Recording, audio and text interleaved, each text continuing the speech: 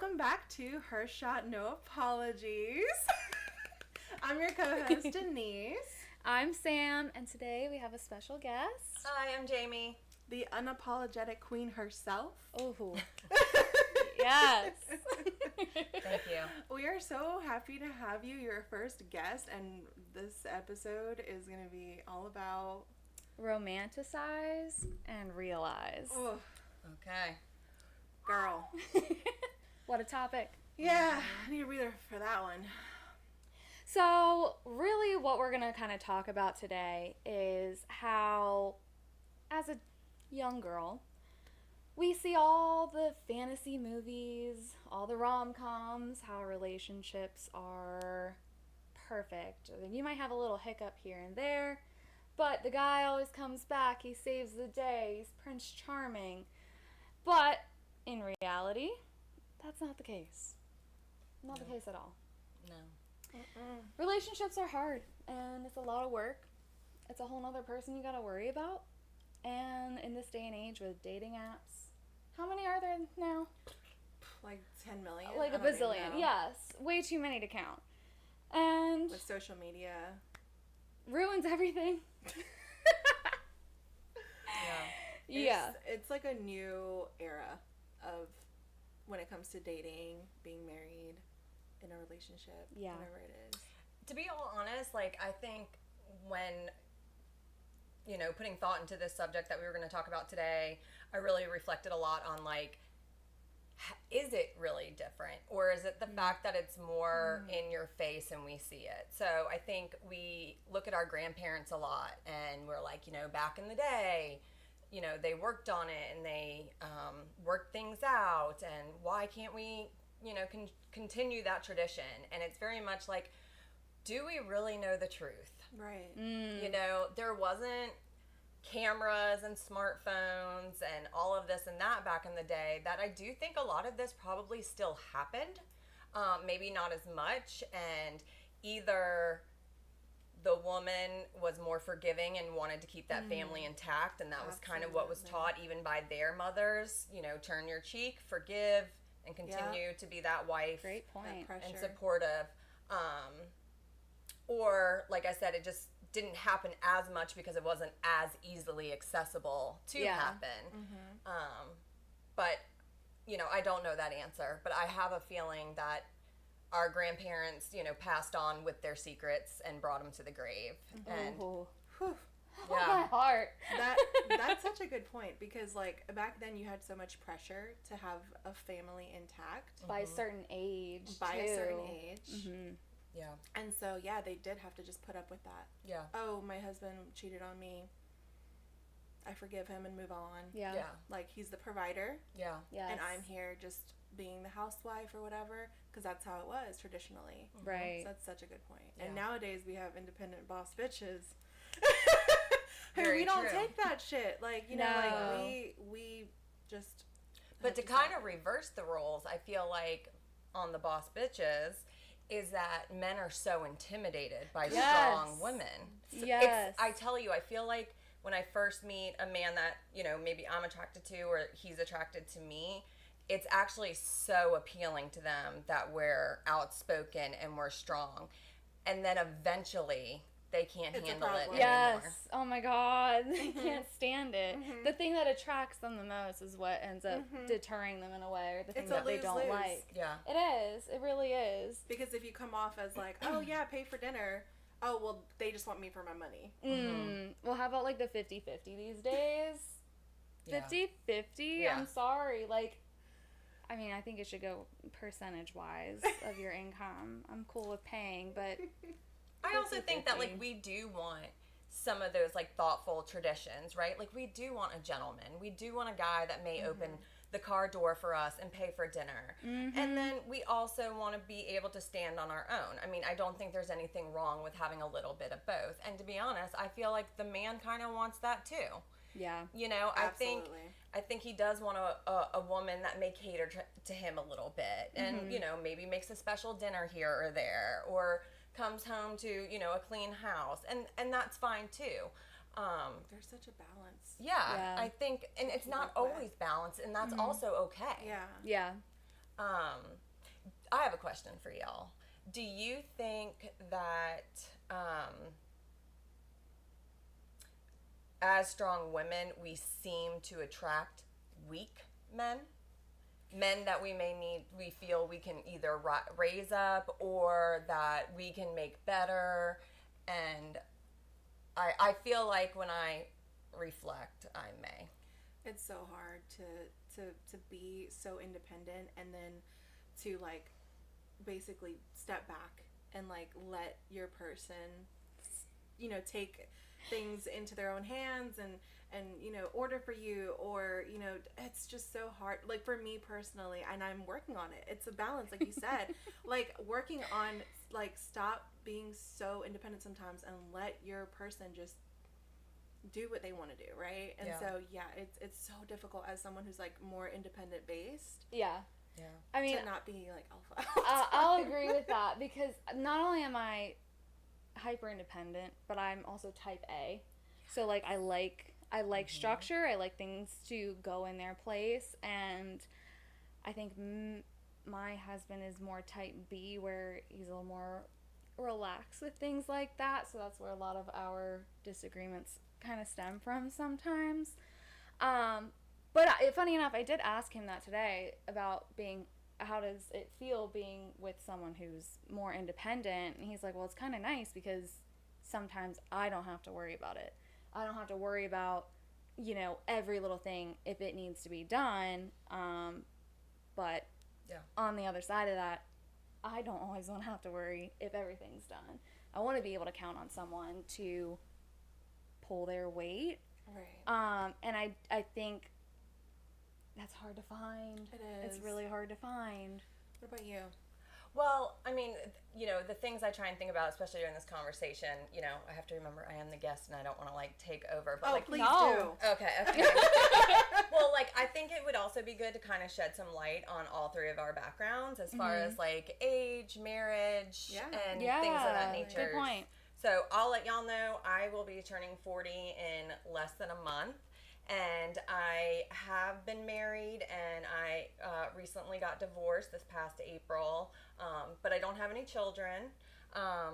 So I think there's going to be so many different perspectives of folks that y'all talk to on this. Yeah. And that's why that's the beauty of it, because we want to shed light on different perspectives. Yeah. Sure. Because not everyone's going to agree with everybody, and everyone has a different upbringing. Yeah. So it's like, that's why it's so good, because it can resonate with whoever. So absolutely. So Sam, how old are you? She's like, let's spill beans. We need all the background information. Right. So I turned 30 earlier this year. No kids. And I've been married for a year and a half-ish now. First marriage. So far. Not just kidding. Just kidding. Go ahead, Car. I just turned 30 in January. I'm married. I've been with my husband for 11 years. Married for 3. Awesome. So yeah. So that's my background. No kids. Yep. Okay. Not ready for them. So we got 3 ladies here with no children. So we will have moms eventually on here as well. We're dog moms. Yeah, we're dog moms. Happy with that right now. But yeah, I'm excited to bring on, like, you know, moms who can share their experience as well. Absolutely. But yeah, I love that we have Jamie here as our first guest, because, you know, we just did an episode about turning 30 and leading up to that, what we felt. And so you've already experienced your 30s. So we wanted to see, you know, get your insight and like that's why it's so good for you to touch on this subject. Sure. Yeah. Because you have that experience. Yeah. Well, thank you. I mean, I think I probably fall into the same category as most women that are turning, you know, over to a new, century? Is it century? Decade. Sorry, I'm not that old, right? No. Sorry. No. Decade. So, it's weird because, like, these ladies just turned 30 and, like, you know, I don't know what it necessarily felt like for them, but I think there's, like, a stress factor to it. And now that I'm, you know, 10 years ahead of them, I can't even remember, like, the stress of turning 30. And once you're in your late 30s, you think the 30s are still young. And so now I'm dealing with the constant in my head of like, oh my gosh, I'm turning 40, I'm divorced, I didn't have children, and it's sad. But then I'm also like, I have my health, I have my career, I take care of myself. I do think I'm a catch, honestly. Hell yeah, you are. Oh yeah. So, the stress of turning, it is scary. I mean, a lot of the folks in our industry are younger. And so, like, there's pros and cons to that, seeing folks look up to me in this industry. And then also feeling old. Like, oh my gosh, I was a baby. Like work industry? Yeah. Okay. Yeah. Like, I used to be the youngest person in the office, and now I'm not. Which, for it's context, weird. we're all in property management. Yep. Yes. So we all share that. Yes, we are. So,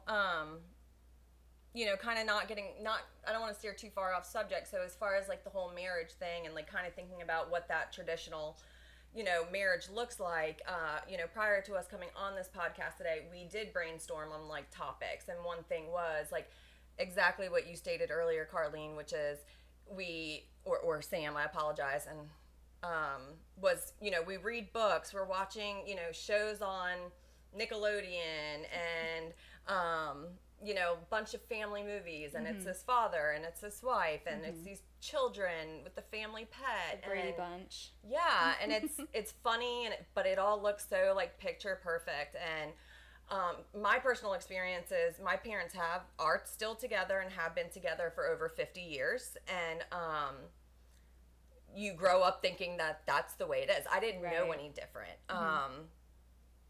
I remember knowing that they gave up their virginities to each other, and me telling myself I'm going to be the same exact way, and then also having shame when I didn't wait until marriage. Right. And then you grow up and you start seeing your friends' parents, and you start seeing other couples, and you realize, holy shit, my parents are actually not the norm. Right. But one thing I've noticed too is like I always thought it was easy. You're a kid, you see your mom and dad. My parents were very good about like not arguing in front of us. And then now that I'm an adult and I'm not taking care of them yet, but we're getting there, and I'm seeing a lot more. I'm exposed to a lot of the things that they try and hide as a kid. Yeah. I mean, I hear them bicker, or I'm like, oh my gosh, Dad, like why? Or Mom, don't say that to trigger Dad. And it's like one thing I know is that they both chose to consistently choose each other. So you work it out. And it's sad because I'll see a lot of my girlfriends that are having problems. And although I had a failed marriage, like I feel like the first thing I say is like, work it out together. Work it out together. But the biggest thing is that it takes two. It takes two. Yes. And I mean, I very much wanted to work it out in my marriage. But that wasn't met on the other end. And so Energy wasn't matched. yeah. So I think that's something else too, is like, I do strongly believe in marriage. I do know it's probably the hardest thing you will ever do in your life. But try and work it out. I mean, obviously if there's something more as far as like abuse or alcoholism or drug use, like I completely understand that, but really take that time. Like, yes, this is like the fairy tale and this is the honeymoon, but like when push comes to shove, are we going to be able to just walk away, take a deep breath, and then come back to each other? Right. It's something I heard of, and I heard it so long ago, I can't even remember where I heard it, but it was this theory of like the 80-20, and how somebody that, like, let's say that you're married to, checks 80% of your boxes, but you're missing that 20, and you so badly want that 20, so you go out and you find the 20, and you realize that they're not, you end up missing the 80%, right? Yep. And I think a lot of times that's what it is. It's like, if I'm lacking that 20, what's the 20? Yeah. Are you even communicating it to me? I'm going to be devil's advocate, like my therapist said to me. What if someone could be 100%? I don't think that's possible. I think... Maybe not 100. Maybe 95. Because it just depends how you're measuring that 80-20. Yeah. If the 20 is something that you think is measured as just 20, when really that should be more, then it could be where maybe there is someone out there that will meet you at what you deserve as what you're thinking is your 80/20. I also put like a time limit on that. Like, not, I don't want to say time limit, but like the 80/20, you're saying like, could somebody potentially be your 100 or your 95? Yeah, but always? I don't believe that. Right, Yeah. not always. But Yeah. to some people who are saying that there's 80% and they're missing that 20, depending on what that 20 is, it could be something very, very important that you are missing out because you are basically just, what's the word I'm looking for? Settling for the 80. Yeah. And so, like, how much weight are you putting on the 20? like how much, exactly, what are you measuring that 20 to be? Because life is short, right? And so, like, if that 20 is something that may be more important than what you think, that would give you that happiness that you're looking for, whether, because some people stay in a relationship and they're just miserable, and they don't realize like how maybe, you know, because I get the other side too, is like, absolutely, you work together, work together, absolutely, because me and my husband, we've been together for a while, and we've always had to work through things. Like, in the beginning, it was not fairy tale and rainbows, right. like, there is a lot to work through, and then you always meet each other where you want to be, and that's what you were saying, is like, it takes two. It can't just be one. So if someone is out there who is saying like, oh, I'm the 80 and the 20, kind of like open up to maybe seeing like, if that person is just not meeting you halfway, not giving you that effort that you're putting in, that energy that you're putting in, then maybe you would have to look out for someone that is giving you that 90 or 95% versus the 80 in that kind of way. Sure. I get that. Yeah. But then I would venture to say that they're not checking 80% of your boxes. The other person? Yeah. Does that make sense? Yeah, like if they're not the... Like, I would say, like, it's no longer an 80/20. Like, I would say if it's important stuff, then that could be 75% of my boxes. That could be 65% of my boxes, you know, versus... I would think, like, the important things, like how, like, my love language, for example, if they're not loving me the way I feel I receive love, or if they aren't receptive to the communication that I've been giving, then they're not checking 80% of my boxes. Exactly. Yep. No, that's what I was going with. Yeah. Because like, some people will think that part is just the 20%. Yeah. But really, that is the That's 80. huge. Yeah, that's huge. Yeah, absolutely. But that's where I say, like, again, I think it shifts. It can shift, right? It can be 80/20, and then it shifts. I think for me, with past relationships, is like, once again, I enjoyed being the strong woman. I enjoyed almost being the alpha female and the one in the relationship that made all the shots. And then after time, I don't know if in my head during that time I thought I was building that person up. But then over time I got tired of it. And there was like feelings of resentment. Right. Like, I feel like you owe me now. When am I going to get back what I gave to you? Right. And so it's like, in the beginning, it might have been 100, might have went from 80/20, and then it went from probably 20/80 because I'm waiting on them to now reimburse me, pay me back. Yeah. Thank me. And that person, to kind of understand their side, is like, well, this is the way we've always been. Like, why? I don't get what's changing here. And I was shifting of, can you help me with this? Yeah. Can you surprise me with that? Yeah. And I don't even know if I recognized that myself until that person was maybe like, wow, do you even like me anymore? Yeah. That's crazy. But then also feeling like, yeah, of course I do. Like, and then they start pulling away, and now I'm trying to grasp them back. Like, so many confusing things, you know. I can honestly say that I think, like, we don't know all the time. It's day to day. It is. you know, to think that I was feeling resentful, maybe not realizing it, but I was expressing it in certain ways, and then that person starts to slip away, and then I'm freaking out because I don't want to lose them. Yeah. Yeah. But weren't you kind of doing that, Jamie? You were pushing them away because you were getting But I get your tired. point. Like, you're investing into this person. I mean, at some point, you're hoping to see a return. I mean, I'm not going to, like, and don't get me wrong, throughout our lives, we change. Yeah. Like, I think that's normal. We you know, not, what's the word I'm looking for? Not evolutionize. We evolve. Evolve, That's yeah. Yeah, see? You know? we evolve Decades. as people. Words are hard. Words are very hard. Yeah. But I get it. Like, you spend so much time with somebody, and it's not to say payback. That's the wrong word. No. But it's like to give me that happiness that I was giving you. Yes. But I almost feel like if you're spending that much time with somebody, you, at least in my head, you should know what I like, what I don't like, how I like certain things done, and my expectations. So it's almost like, in a way, I'm like, what did you learn about me over these last however many years?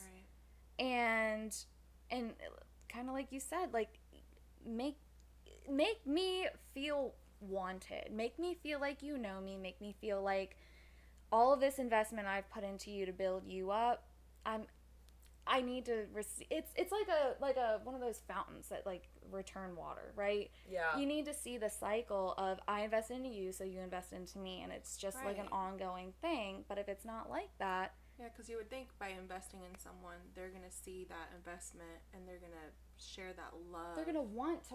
Yeah. Yeah, and unfortunately, I have seen, not just with myself, but also girlfriends of ours, that I've seen that happen before. And it's, you know, so in the beginning it's fun, right? It's so Exciting, yeah. And so us as women are thinking this way, which is like, okay, I'm investing in this, and it's eventually going to have a return on it. But honestly, as time goes, don't we get more comfortable in our relationships? Yeah. There's not going to be like this huge wave of like, wow, he came and he started buying me like all these little gifts that I would talk about that I really liked. Right. Like, it's almost like a false expectation Exactly. too. Yeah. You become comfortable. Yeah. Yeah. We kinda set and they ourselves do up. too. You And expect so it. it's not going to come back because they're like, well, this is how it was when we were fun and exciting. Like, Yeah. Yeah, and No, I that's get why it. that balance is always coming to me. Like, it's so hard to get that because, like, you invest in someone, or, you know, whether, like, for example, for the other partner who wants to also be a provider, it does get to them. It does affect their ego when, like, you're trying to be so independent and, you know, the whole time, every time, and so then they feel, and they don't share it with you. They may not share it. That they feel like, what are they bringing to the table? yeah. Oh, I hate that. I hate that phrase. I hate that But phrase. I agree with that, is like, and then it's too late. Like, oh, so I'm making you feel less XYZ. masculine, Yeah. Yes.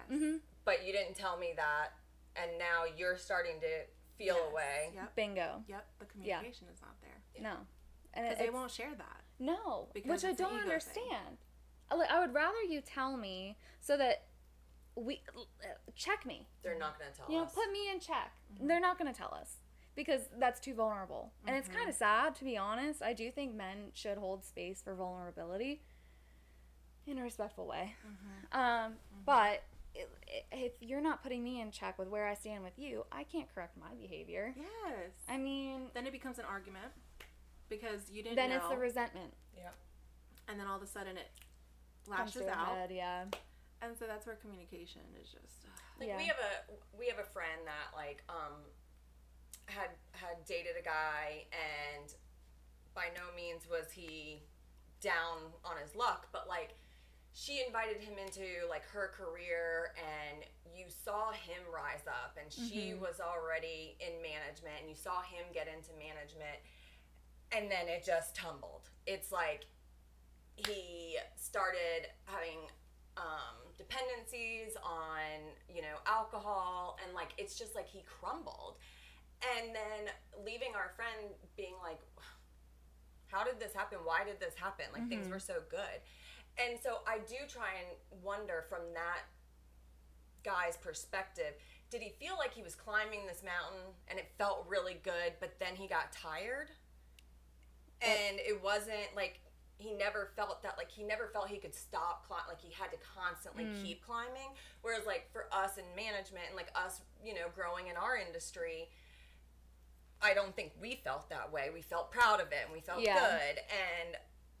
And so for our friend, and even experiences in my past, it's like, why did that happen? Why did you crumble? Like, well, I think that's kind of like a social expectation for a man to succeed and climb a corporate ladder and make X amount of money and do great things and everything. So whenever they hit the top of that mountain, where else is there for them to go? Yeah. I feel like a lot of times maybe they get complacent and shit like that'll happen where they fall down that mountain and it's a rough tumble and then they're at rock bottom. What do you think? It's so hard because I feel like it goes down to, like, just not communicating throughout this entire time that they're maybe climbing this mountain and how they really feel about it. Because when you're just going along with it and then, you know, you don't express your feelings, you don't talk about it, it's all going to crumble. Yeah. Because you're not talking about it. When you hold things in, that's when you're fucked. Exactly. And that's where it's like, between a marriage, like, aren't we supposed to be best friends? Yeah. Yes. Like, aren't you supposed to be my protector and I'm your protector? Yeah. And you're my support and I'm your support, and we're a team. It's a team effort. Absolutely. And that's where that vulnerability is so important. Your other person has to be vulnerable with you, because and that doesn't make them less of a man. It doesn't. And we need to break that stigma of that, because they think, no, I have to keep it together all the time, 100%. And that's not reality. Yeah. No. I often wonder with, like, the younger folks too, how much of them go into a marriage knowing that we can get divorced. I think that's the general consensus. Yeah. It's so easy and now. not understanding the words of, like, in sickness and in health, and Exactly. you know, until death do us part. And those are important vows.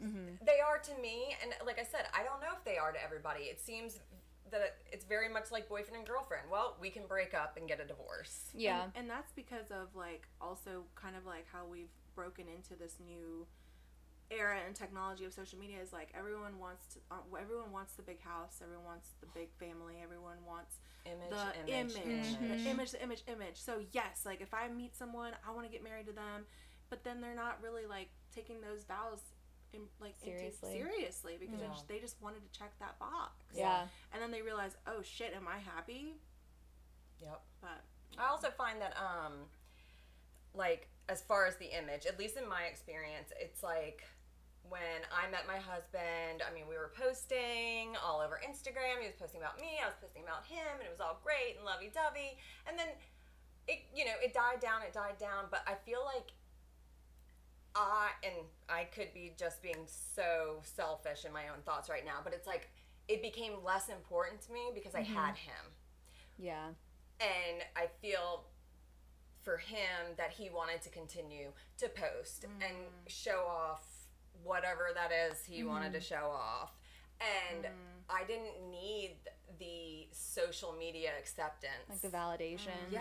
Like, you know, it's like sometimes you think you want this, like, big, beautiful house, and maybe you want to live in the city, and, you know, you think New York and all this, and then I'm like, I don't know, I'm, like, so ready to find a cottage in the middle of nowhere and just live a peaceful life. Like, the fun, attractive young days of my life they're Still getting happening? away. No, they Still in are full swing. going away. And, like, so I think, like, what is that next happiness? Instead of, like, trying to put on makeup and color my hair and get my nails done and look so beautiful, what is now going to make me happy? Is it going to be, like, sitting outside and looking at flowers and watching the birds? Like, yeah, it is. It is. And, like, I mean, who knew that I would have a dream of wanting a tiny house someday? Like, that is, and I think that definitely goes to show that, like, in your 20s, or maybe even in your 30s, you focus on the materialistic things, and then once you grow up and you're like, wow, like actually like experiences are way more valuable Yeah. than what those other Make you way material happier. things will bring you. It's temporary happiness. Yeah. When experiences, like, they last forever. Yeah. Yeah, making the memories. It does. I mean, think about how it was for us as children. Yeah. And not having the social media. Yes. And, like, remember going to Disney World, and I remember Honey, I Shrunk the Kids was, like, so popular, and they had this big part in the theme park, and you could climb on these big ants, and it, you know, but there's not really pictures to show that. Yeah. Right. And I also think it's, I mean, I am a part of it. I'm guilty too, but, like, we get on Instagram, and anybody you look at, they look like they're famous. Oh, yeah. They're flawless. Yeah. Yeah, and no, I do that all the time, and I sit there and I'm like, Yeah. maybe I should put more makeup on, or maybe I will get the Botox in the corners of my eyes, and There's so much to keep up do with. all the med spa things, but I don't want a face I don't recognize either. Yeah.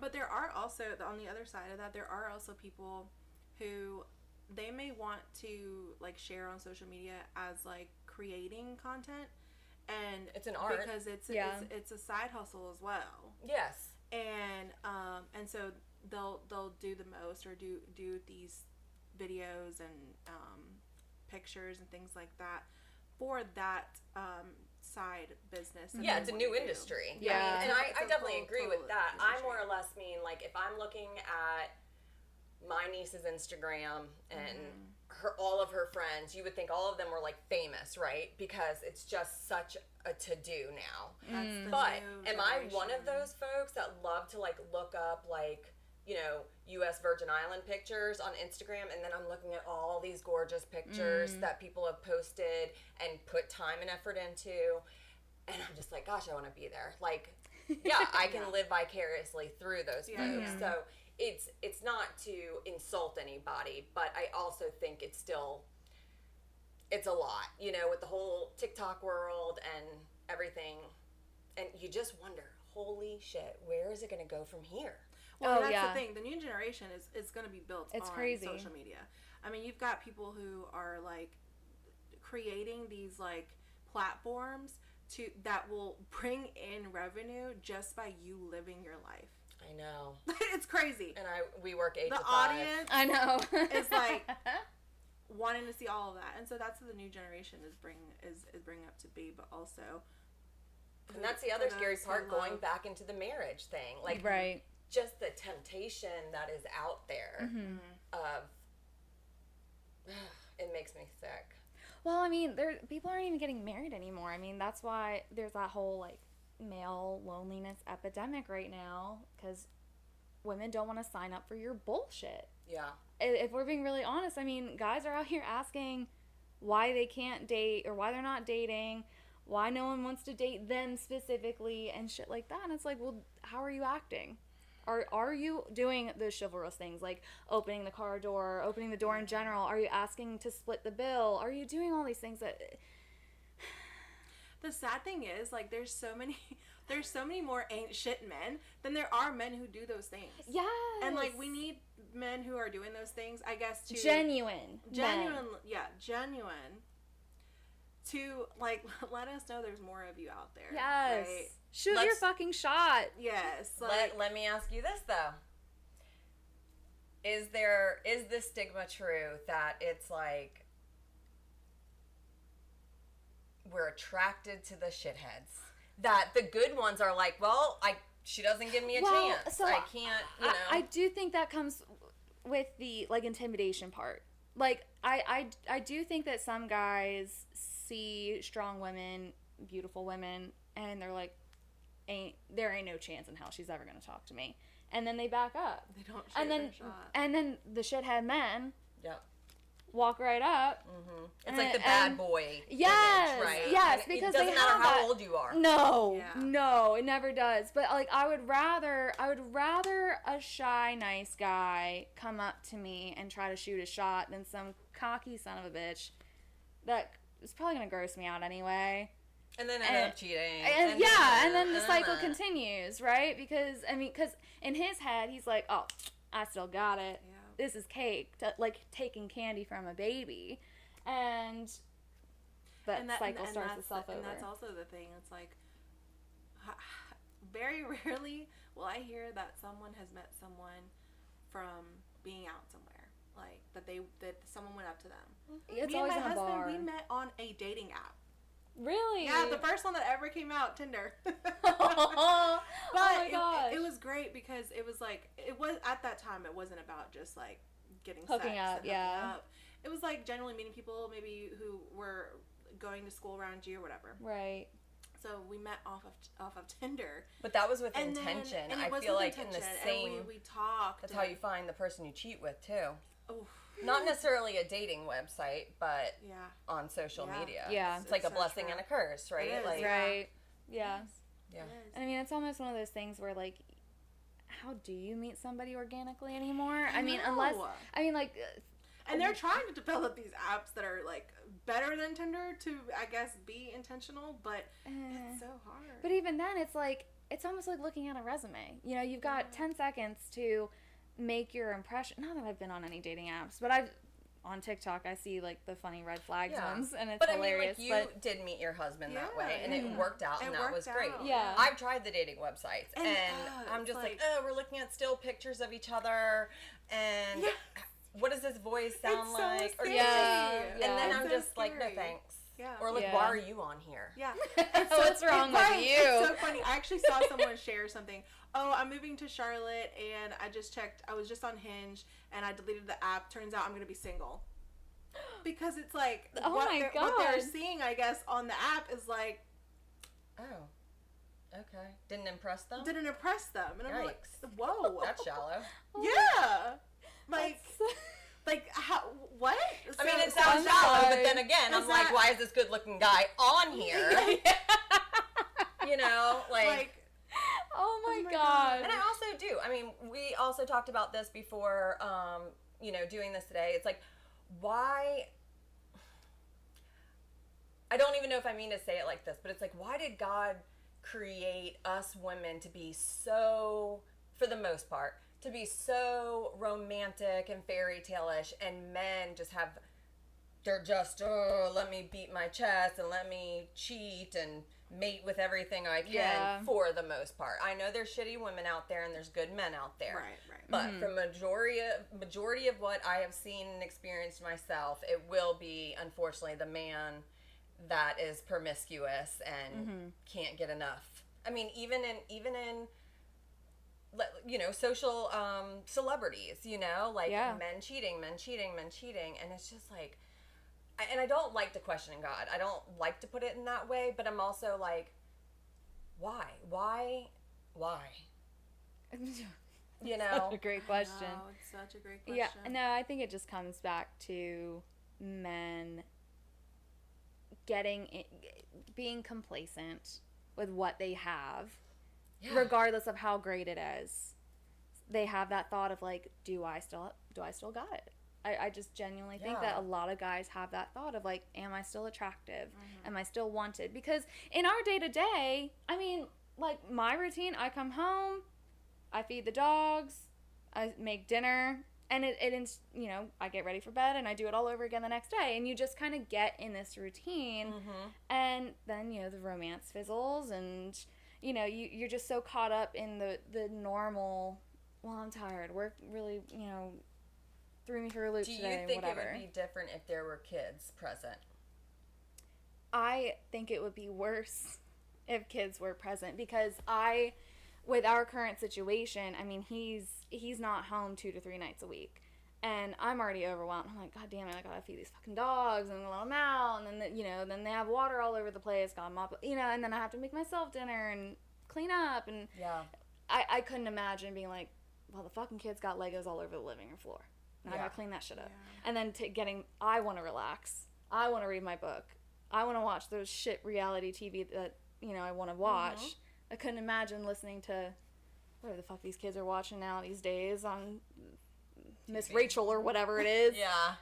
While I'm like having a nervous breakdown after work, you know? I mean, I just couldn't picture that for myself right now. Yeah. So It's another job.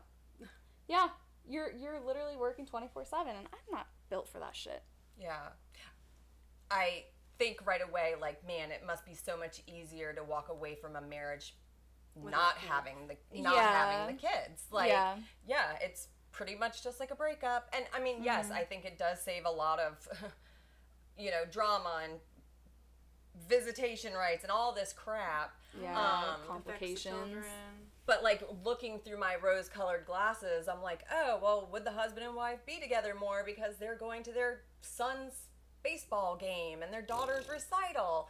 But no, because I mean, still look at the United States and the percentage of divorce and absolutely. The kids. And I feel bad for men that I've seen that are single dads because they go from being like what I feel is like the image of like the man of the house to now my dad is the guy that takes me out to have fun. He no longer, there's no house rules because he's picking me up and we're going to Carowinds, or he's picking me up and we're going putt-putt. Like, and then I see the mothers get resentful because it's like, oh, you get to be the fun dad. Yeah. And there's not these house rules again. I'm the disciplinarian. The good cop, bad cop. Yeah. Well, I mean, like, have you guys heard of the term married single moms? No. So it's like, it's moms that outside looking in are like single moms, but they're married. They're the ones holding the car seat and the diaper bag, holding their kid's hand, cooking the dinners, cleaning the house. Meanwhile, hubby is chilling on the couch playing their video games, not helping clean up, not helping put the kids' shoes on, not packing lunch. And then he ends up cheating anyway. And Yep. But yeah, like it's women out there that are married, but they're doing all of this shit and working a 9 to 5, and they have no partner to match their equal. And I'll be damned. No. Couldn't be me. Ladies. Could not. That's hard. Like, and then you see that like going back to like the romanticizing and realizing. Every relationship is just different. There's going to be relationships where the wife is the provider and then the husband is the one that takes care of the kids. Yeah. Or whatever they do. Yeah. But it's like, are they happy? Yeah. I would also like to know, in that scenario where the wife is a provider and husband is stay at home, are the standards and expectations the same? Or do they decrease because it's the husband staying at home? Like, does the house get cleaned? Is there a hot meal on the table whenever I get home? Like, things like that you would expect from a woman. Yeah. So, write in if you're one of those. Yeah. Let us know. Honestly, I would really like to know the answer to that question. Yeah. But I had a point. I was going to say something else. I know, now I lost it. It's weird. I think, like, I have a lot of conflict in my head, too, about, call it religion, call it spirituality, but kind of going back to me, like, asking God, why is man and woman made this way or built this way? And it's like, the Bible states a husband and a wife, and you are supposed to, reproduce and have kids. And it also states, like, at the end of the day, you're supposed to choose your spouse, even over your own children. And it's such a struggle. I'm like, gosh, I would not want to get married again. Like, I also, I also think in my head, like, you're just home alone a lot and you think. It's like, they say separation of, like, church and state. And it's like, well, then why do we need this legal document to get married? Like, I feel like if I ever felt, a way again to want to get married, it's almost like it would be almost like just a spiritual ceremony. Like a union versus, still somebody legal. can marry us, but, like, I don't need a license for that. Yeah.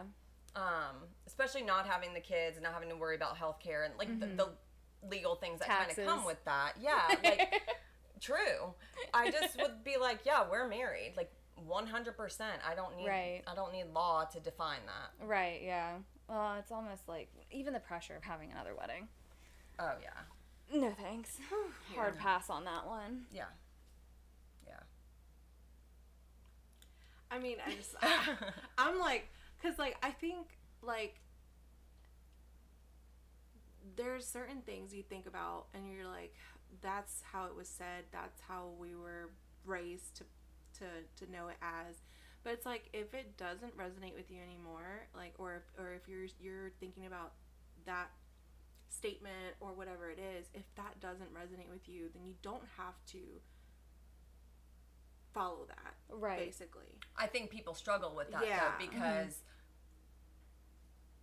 why there's gonna be those spiritual people that are like, well, I don't have a choice. Like, you're saying it's okay, but this religion or this book is telling me it's not. And Right. That's so hard, because it's like, The pressure. oof, like, you know, you're allowing that to really affect you, because it does affect you, because you're like, you're feeling judged almost, like, if you're not following that. And it's like, is that really what, like, you know, what God may want for you? Like, you know, maybe that's something that you maybe you resonate with certain things in that book or in those statements, but maybe some things you can leave alone. Yeah. Yeah. Yeah.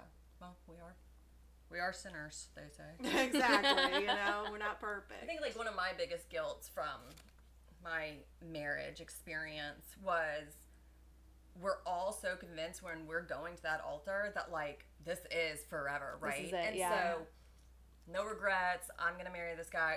We're going to last. We're not going to be like everybody else. And I was very fortunate to have, like, parents and grandparents cover most of my wedding. And it was, you know, a dream girl's wedding. And then the guilt of, like, thinking about how much money they spent on that wedding for it to go to waste. And, like, those are all, like, the epiphanies again. Like, oh, if I ever got married again, like, I would want it to be small and intimate. Like, Right. it's not about showing off to, like, you know, 200 people that, like, I don't really know, and just wasting money on what? It kind of goes back to, like, the material things. Like, who was I showing off for? Yeah. No, it's I think it's more of like a social statement. Yeah. And it's a lot of times it's for your parents too. Like, you know what I mean? Like, I mean, we paid for the majority of our wedding. I mean, my dad chipped in a little bit, but looking back, I was like, this is just the biggest waste of money.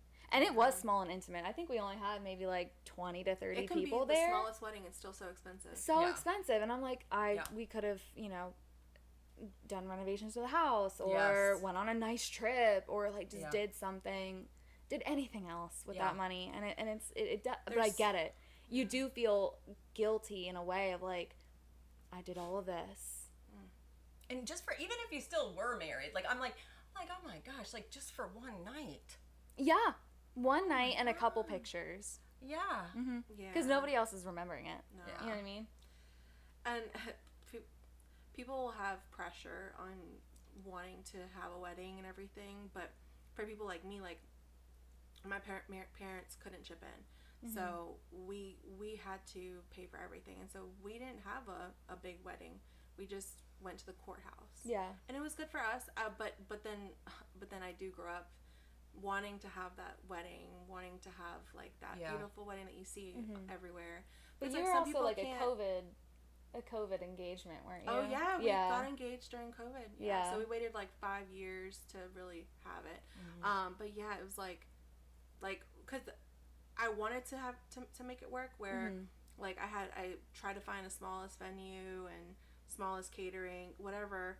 But it just adds up, and like with no help from parents, it's just not worth. It's that daunting. much money. Oh yeah, Like, I would have definitely had a different wedding if it wasn't for my parents and grandparents. Yeah. So, and it's okay to have whatever kind of wedding Yeah. you do have, because like you said, at the end of the day, it's about you and that person. Yeah, absolutely. Let me ask y'all this, kind of switching the subject now, even though I feel like we've been all over the place.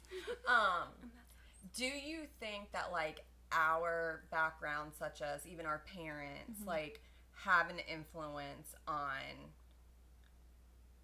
what we bring to a marriage or a relationship. Absolutely. So Oh yeah. Oh yeah. and it's weird because it's like my parents are still together, and so I feel like I said, we're gonna fight. I wasn't a perfect wife all the time. Nobody is, and Right. but I knew that like I wanted it for the long haul. And then somebody else coming from divorced parents, but also knowing that that's not always true, because I have seen people's parents that are still together and they're divorced, or vice versa. The parents are divorced and this person's been in a very long, loving, marriage. I mean, my parents are divorced. They split up when I was probably like, split up when I was 12. I don't think it was really official until I was like 16-ish. But, I mean, in my head, this is going to sound so bad, but divorce is easily obtainable. Like, to me, I don't think... It doesn't sound bad. That's what I say. Like, is that your normal? Like, yeah, I mean... about these movies and stuff, but how, like, even at 12, but even younger kids get divorced at 6, and they're like, well, that's what I think the traditional way is. Yeah, no, absolutely. My parents are divorced. I don't think... I mean, would it still hurt if it came to that? Absolutely. Would I feel like a disappointment? 100%. But I in a way feel comfort knowing that I don't have to stick this out for the rest of my life if I am truly unhappy. Yeah. If I know that I'm doing everything that I can do to salvage the relationship, and it's like we talked about earlier, not 80-20. Yeah, or and they're not reciprocating the effort, then at what point do I say enough is enough and I need to put myself first and just move on? Yeah. But I mean, not to say it's my normal, but I do think that I kind of grew up with it's gonna be okay if it comes to that. Yeah. For me, like when you ask that question, I immediately think back to like what I saw love as with my parents. And my parents, they were together until I was about, I think I was about 15, and then they split up, and so, and my dad is very distant. He's a very distant person. I didn't even know what my grandma's name was until I was like 28. Oh my gosh. I never asked questions, obviously, but yeah, and that trait followed on to me where I'm also very distant. And so I feel like what we see as love is when we're younger, that's how we share love with our people. And I had to realize that with my husband is like, oh wow, like I'm not showing him the love that, he deserves or that he would want, because I'm sharing love love is how I think it is. And how I think it is being distant, being to myself, not necessarily communicating as much. And so it's a collaboration. Like you have to meet each other in the middle, and like, my love is like, yeah, you can let me be me. You don't have to talk to me all the time. I can do my own thing. And I think that's such a great point. And everything you're saying right there. And I'm like, yeah, that's how I can be loved. Like, I'm totally happy that way. But he is not.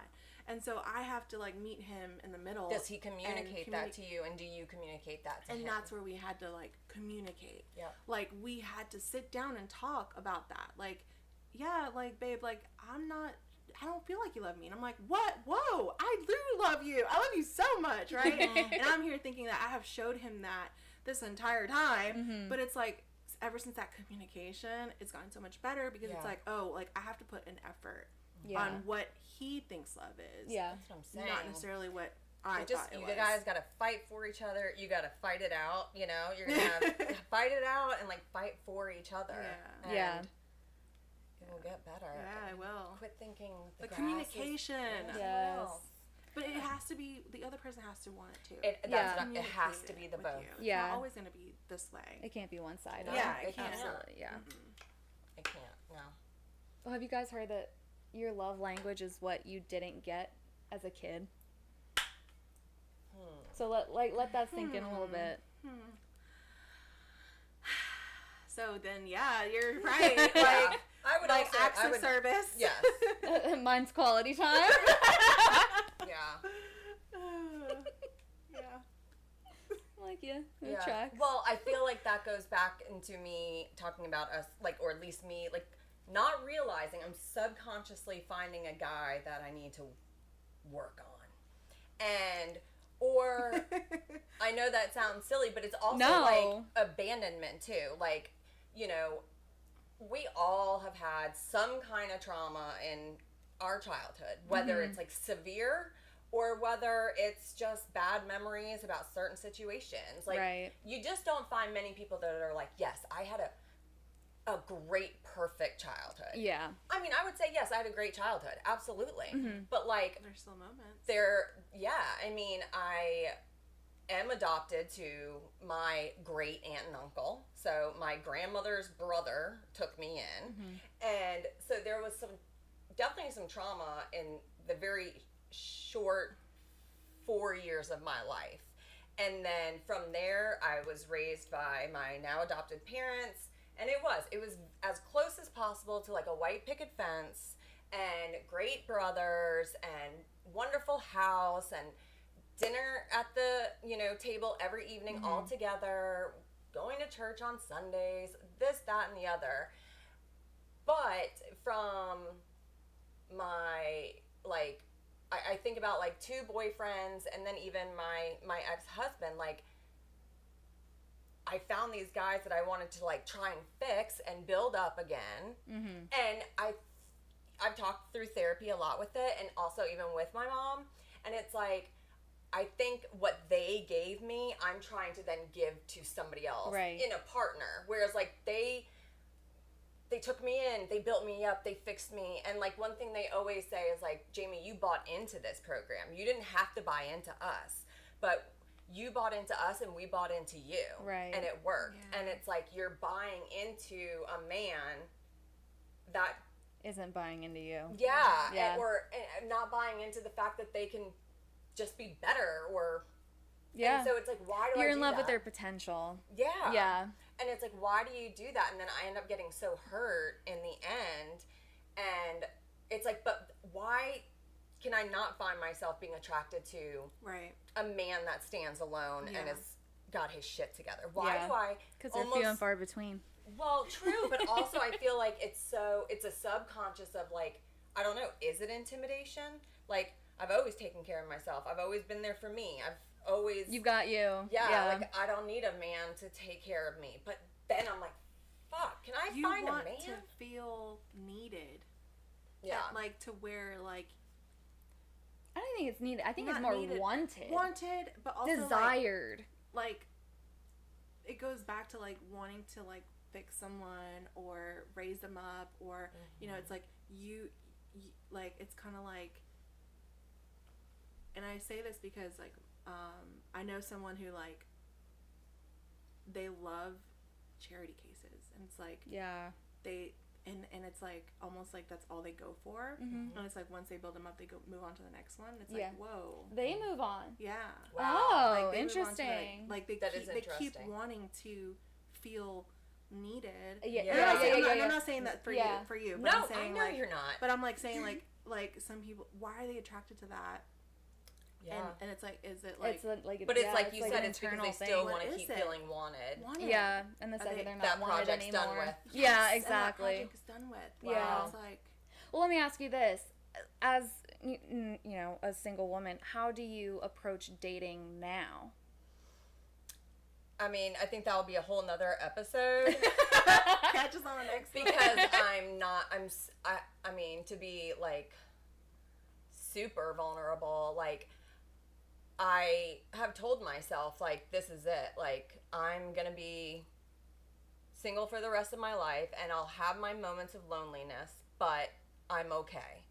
And it sucks because my love language is definitely affection, physical touch, cuddling, staying in bed all day together. But I have told myself as well that I'm not going to that I can't fall in love again. Not that I'm not going to, but I'm like, you can't, Jamie. Like, you've been separated from your husband for 3 years and you still love him deeply. Yeah. And that's like one thing that I think is so different about me, and I don't know why, it's not necessarily a good thing. It's like, why can't I get over him?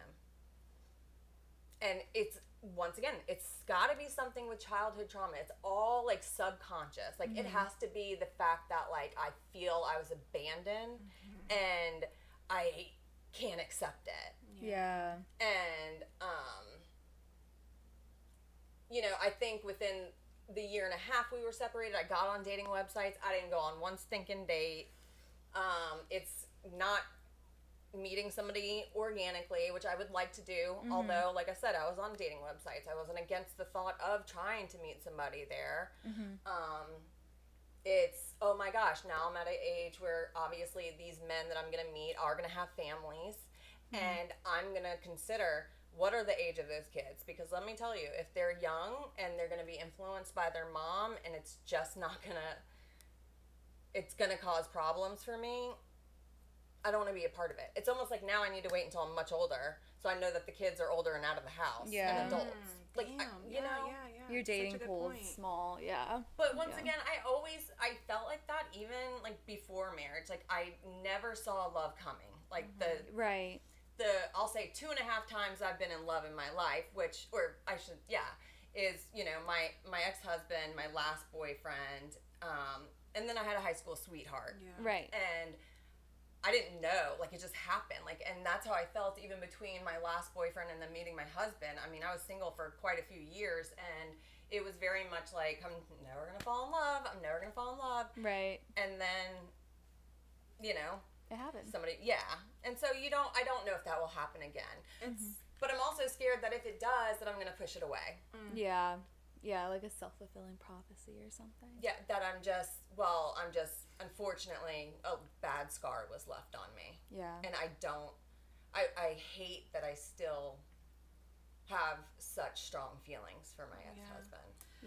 And you also have to, like, because you love, from what I'm understanding, is you love being, like, at home and, like, you know, with your dogs and almost like a homebody, right? Yeah. So you have to put yourself out there and, like, go out. And well, it's like, what? Like, and a lot of that homebodiness is the effects of my marriage and, like, getting, and being separated. I mean, you guys see me. I'm loud, I'm crazy, I'm funny. And, that used to be a girl that, like, would go out and do that. But, like, that girl was in her 20s the last time she did it. And now here I am hitting 40, and I'm like, where do I go to do that? I know. And I didn't have pets back then. And I am very, unfortunately, dependent on my dogs. Like, they were there for me. And they were my constant, right? And they still are. And so I do very much enjoy staying home. But once again, I can recognize that it's not fully that healthy. I can also recognize that I'm not willing to do anything about it right now. Yeah, and that's okay. I mean, if you're not ready, that's okay. I think you should allow your time to process and give yourself the time that it takes for it to feel right to you. Otherwise, you could find yourself in a situation that you don't want to be in, or just, like you said, pushing somebody away that could have been the right person. So I get it. You're so right, because you're naturally choosing self-care and self-love first to find that, because if you were to go out and find something now, are you going to be able to love that person like you were saying? Because it's like you're still healing. It's sad. So that's a journey. It's sad. Well, it's sad knowing you, because like you said, you are a very, I feel people gravitate to you because you're so loud and bubbly and funny. So, you know, it's sad that you're that fire is dimmed right now. But when you're ready and when it's your time, like, you're watch out, world.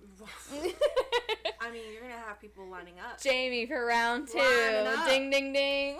Because no, seriously, you're our catch. You're so funny. You're so beautiful inside and out. I'll tell you one thing that I am proud of about myself, and this goes into a conversation we were having pre-recording.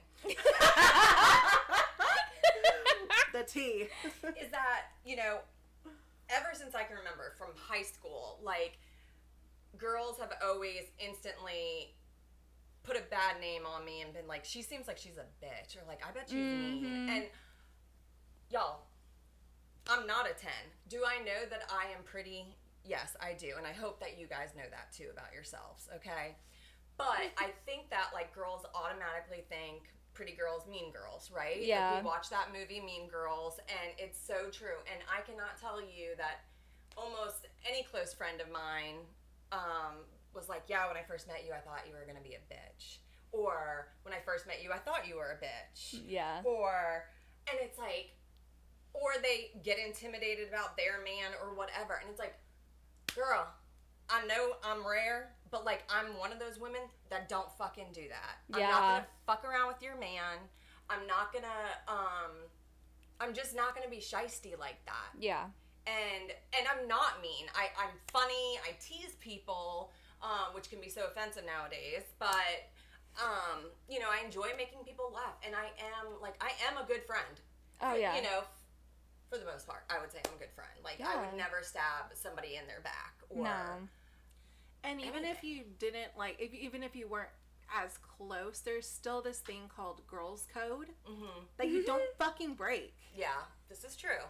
But, once again, a lot of... And then tune into the next episode about that. Yes. God damn it. But honestly, I just don't think that code's very strong, honestly. We talk about it, but how much of it is really held up? It's sad because I really feel like in today's world, like, girls, unfortunately, are so few and far between, but everyone wants to preach that they're a girl's girl. Yeah. Yeah. I can guarantee, no, you ain't. Right. Like, it drives me absolutely nuts. Yeah. It is maddening. It's like, there's so much hate out there. Like, competition over what? Like, this shit guy? Well, and I'm like, you can have him. Girl, don't get me started. I'm like, all yours, sis, because I'm not fighting for it. I don't need to. No. I don't Do you know need what to. feels so good is knowing that, like, you are, like, I feel so good that I can say this stuff knowing that I was dead honest with that person. Preach. Yeah, so honest with that person, and that I would never be that girl. I wouldn't. And I'm like, shit, I can talk all this shit because I didn't do anything wrong. It feels so good. Yeah. It's so good. And honestly, it's almost like it's so empowering to whenever you're the one being like, nah, you go do your thing. I'm good. Hard pass on my end. Thanks so much. Yeah. Yeah. I mean, honestly. Yeah. You go. You walk. Yeah. I'm sat here. Thanks. But I'll tell you, you think it only happens in, like, high school or when we're young. No. And it doesn't matter. No, like, isn't that what the Real Housewives of any show is about? Yeah. It doesn't matter how old 100%. you are. Yeah, and it's kind of sad because it kind of goes back to that thing of, like, am I still wanted? Do I still got it? And it's just, it's so gross. It's so gross. Yeah. I mean, like, why? They The just grass did is green where you water it. Right. And it's so funny that they crave that because once again, as women and us thinking fairy tales and romance, it's like, I feel like shit because that guy he doesn't want me anymore, right? And, like, so, all right, I move on. I have to start going out and being a little bit more social. And I'm like, okay, I still got it. Yeah. But it almost stings. Like, if I still fucking got it, then why didn't he fucking want it still? Like, he couldn't handle it. It was painful instead of where you're right. Like, the guy's like, let me go out and see if I can still get this. And it's like, it wasn't enough for him. And here we are again. They're all going to think I'm cute and feisty and then I'm going to get old to them too. And so why even put myself out there? Yeah, I get, and, like, the vicious cycle. Yeah. No, I mean, but that's on them. I mean, I think as long as you're being, when I started, before Matt and I's first date, same thing. I just got out of a shit relationship, was not happy, and I was like, you know what? Whatever. I'll go into this being myself. He's either gonna like it or not, and I'm gonna approach it in a way that I'm gonna think about how I feel about him. I'm not going to give a shit about what he thinks about me or how he feels about me. How do I feel about this one? And, I mean, felt pretty good. I was myself. I said the outlandish shit I say now. And so now he can't be like, what the fuck? Yeah. You know, petrified of the things that come out of my mouth because I know I say some sideways shit sometimes. We all do. And he thinks it's funny. Yeah. And you know, that's kind of how I approached it. And that way, you know, like I said, he can't come back and be like, who the fuck are you? I mean, that goes to show, like, take it or leave it. to just always be authentic. Yeah. I mean, I'm Don't not change for the person. kind of like what we talked about in our last episode. I'm not going to water myself down to appease somebody else. Yeah. Yeah. You either like me or you don't. If you Yeah. don't, then don't be around me. I don't give a shit. Like, I know I'm Because you don't want to have to put up a certain image the entire relationship. No, it's just exhausting not being your authentic self. And then it's like, now I got to pretend to be nice and say nice things and be sweet. And that's just not who I am 100% of the time. Yeah. Nobody is, though. No. I mean, I'm not even like I mean, maybe let's a talk quarter about the percent. whole, like, you know, girls are crazy, women are crazy bitches. Fuck you. Yeah, honestly, we're not the ones throwing fucking gaming controls through the wall, Yeah. punching holes in screens Exactly. over a little game. I'm like, nope, I was this crazy bitch when you met me. And I was this crazy consistently bitch now. crazy. Yeah. Yeah. This isn't like a different side of me. Yeah. No, that's a good point too. It's like they always want to act blindsided in a way. Like, who are you? Whoever is not is just, like, not even real Yeah. at that like, point. Like, they're not being themselves. Yeah. There's no way. Boy, you bye. can't- There's no way that you can't. Yeah. I don't even think I could be fake with a boyfriend or a husband, right? I think I can be to appease, like, friends, or, you know, we're gonna mind our manners a little bit Yeah, more, right? absolutely. Like, if my girlfriend's going through something, I mean, I'm not gonna say things to make it worse, even if it's what I'm thinking, right? So it's Right. like, I think there's, like, a very fine line of, like, yes, being authentic, and then also, and we talked about this as well, like, via text of, like, I want to be vulnerable, but it's only also natural to not be fully vulnerable. Yeah. You know, it can be perceived as honest, it could be perceived as rude, mean, inconsiderate, and I think that automatically gets filtered as we're, like, talking, right? But I don't think that with my significant other. I mean, that is the person that you should be the most raw with. Yes, Yeah. 100%. Yeah. Yeah. So, Relationships are hard. Yeah. so Carlene, how old were you when you met your? I was 19. Wow. And you're 30 now. Mm-hmm. And That's a long how do you? time. I mean, if I asked you today, like, how is it? Like, how is? I mean, not to say how is marriage, because I think we all know what Yeah. that tastes like. But, Yeah. like, What was the journey. The journey? Well, marriage is hard, and we all know that. But, like, in the beginning, we actually split up. So, like, we weren't always together. So, in the beginning, like, we went our separate ways. And that For was how long? crazy. It was like 3 months. Okay. It felt like a long ass time. And I thought I had met, like, and I do still think this, that I met a gem. Like, I was like, whoa, like, how did I lose this? Like, because he was just so different. But, you know, at that time, like, he was working on himself, like, he was working on school, working on, you know, as a man does, like, they need to focus on those things at that age. And I was like, I need the attention. Right. So that was just too much. But we went our separate ways, and then we found each other again, and then ever since then it was just great. But we had to struggle together, and that's the other thing too, is like you're gonna want to, you're gonna have to struggle together and go through tough times. You're also, as you get older, are gonna lose people, like, you know, going through different, like, experiences of, like, of going to funerals in the family, and there's gonna be just so much that goes into it, and so just like you were saying, like, those vows are really important through sickness, through health. I went through so much sickness that my husband has always stood by me and that's something that's so important too, because when, you know, like, I wasn't always, like, when we first met, I was like this skinny mini, like I was, way different than I am now. And through sickness, I like had gained like 100 pounds. Like it was a lot. But he still loved me through all of that. And then now move forward to like me trying to discover myself and like self-love, because I never loved myself going through all of this. Still it's like we're communicating and we're meeting each other halfway on what I need, what he needs, and how we can balance each other and how we can stay together through that. So it's hard because you go through so many different situations, and you have to be there for someone. He has his own battles that he's also dealing with, like his parents. His stepdad is terminal. His real dad was just like admitted to a mental hospital because he's struggling.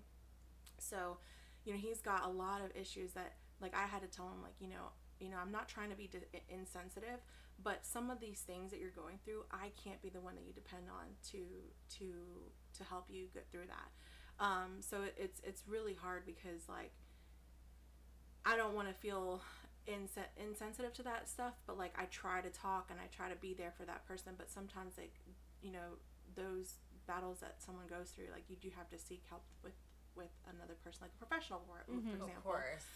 Because it's really hard. You can't drain your own cup Right. to fill theirs. Exactly. Say that all the time. Yeah.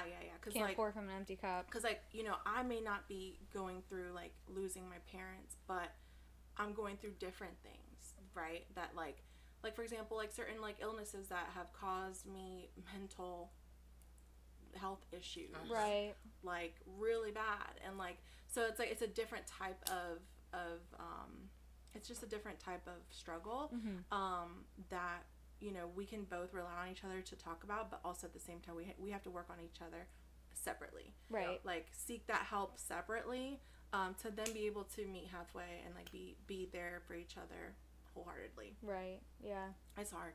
Yeah, but I think it's so awesome that you can even speak to it, because I think a lot of people can't even Yeah. spell that out, Yeah. and you did. Well, I think it's worth saying too that you guys got together at a pretty young age. Yeah. And naturally, your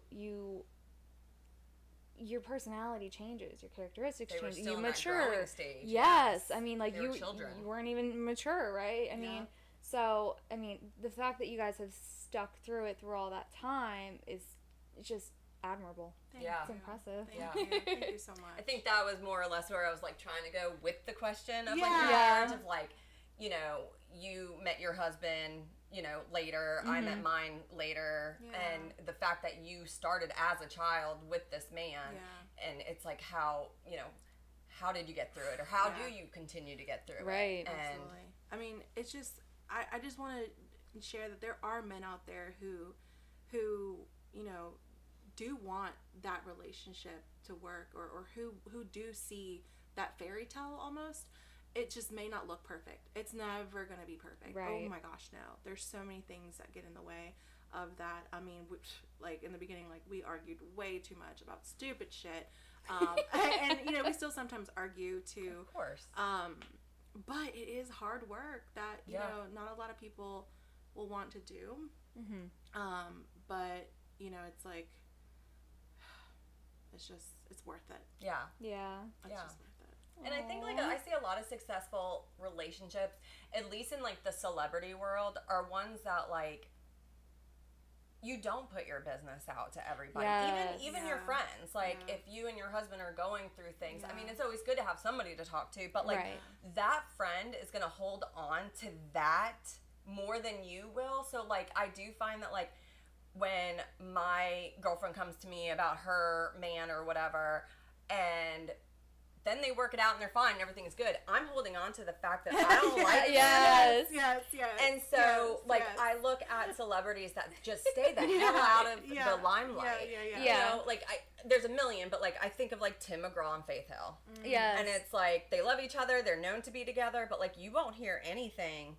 You've never heard anything about them doing something to each other, and I just like I think that's a big thing too. Like I said, like almost telling a friend and then they hold on to that. And it's like, well, I love him, so I need you to like him again, please. Like, we were just having a tiff. And, you know, like, so, I mean, I think it's so true. My brother used to, like, honestly, actually, I feel like confide in my mom quite a bit. Yeah. And, you know, he's a lot older than me, so I didn't really recognize it. But now I'm like, yeah, how the hell did that make his wife feel? Right. Knowing that her husband was going to his mom, the mother-in-law, and it's just, and then it was like, okay, Mom, you need to step back, like, and you need to go to either therapy or like you need to find somebody else to talk to. Like, don't do that. Mm-hmm. Yeah. Yeah. In-laws. Yeah. It's a whole nother episode. That's a whole. Yeah. Oh my gosh. That's so true. Yeah. Yeah. Well, I think it's been like 2 hours. Yeah. Oh, it's been a long time. Well, thanks for having me on, y'all. That was gosh, thanks for being amazing. Oh my here. gosh. That was amazing. Yeah, Won't be thank seeing you. the last of Jamie. That's for Oh sure. no, we've got topics for days. Thank you. Thank you. Well, everyone, Well, that's a wrap. that's a wrap for episode 2. Yes. Thanks for Love listening. it. Thank you. Thanks for joining us, Jamie. Perfect. And we're out. Bye. We're out.